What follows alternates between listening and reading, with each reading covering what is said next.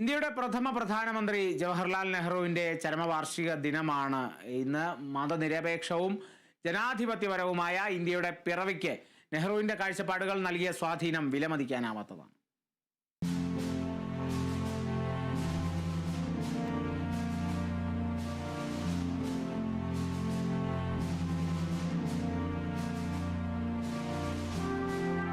ദേശീയ രാഷ്ട്രത്തിലെയും അന്താരാഷ്ട്ര വേദിയിലെയും അതികായൻ, ഒരു രാഷ്ട്രത്തിന്റെ ഭാവി സ്വപ്നങ്ങളുടെ മുഴുവൻ കാവൽക്കാരനായ നെഹ്റു. അദ്ദേഹം എണ്ണമറ്റ പുസ്തകങ്ങളിലും പ്രസംഗങ്ങളിലും മാത്രമല്ല, പ്രധാനമന്ത്രി എന്ന നിലയിലുള്ള തന്റെ ഭരണനിർവഹണത്തിലും വ്യത്യസ്തനായിരുന്നു. ഇന്ത്യൻ ദേശീയതയുടെ ആദ്യ വർഷങ്ങളിൽ ലോകം നെഹ്റുവിനൊപ്പമാണ് ഇന്ത്യയെ തിരിച്ചറിഞ്ഞത്.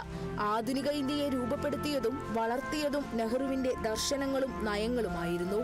1948 ഐക്യരാഷ്ട്രസഭയുടെ അസംബ്ലിയിൽ അദ്ദേഹം നടത്തിയ പ്രസംഗം ലോകത്തിലെ സമുന്നതനായ രാജ്യതന്ത്രജ്ഞൻ എന്ന ഖ്യാതി നെഹ്റുവിന് സമ്മാനിച്ചു.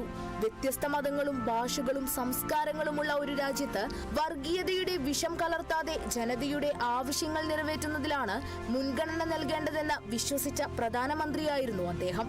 വ്യവസായവൽക്കരണത്തിലൂടെയും ശാസ്ത്രീയ പുരോഗതിയിലൂടെയും ഇന്ത്യയെ നവീകരിക്കാനാണ് നെഹ്റു ലക്ഷ്യമിട്ടത്.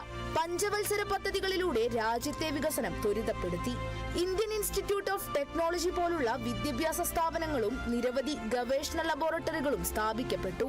നീതിയും സമത്വവുമുള്ള സമൂഹത്തിനായുള്ള ഇന്ത്യയുടെ പ്രതീകമായി നിലകൊള്ളുകയാണ് ഇന്നും Nehru. News desk, Kerala vision news.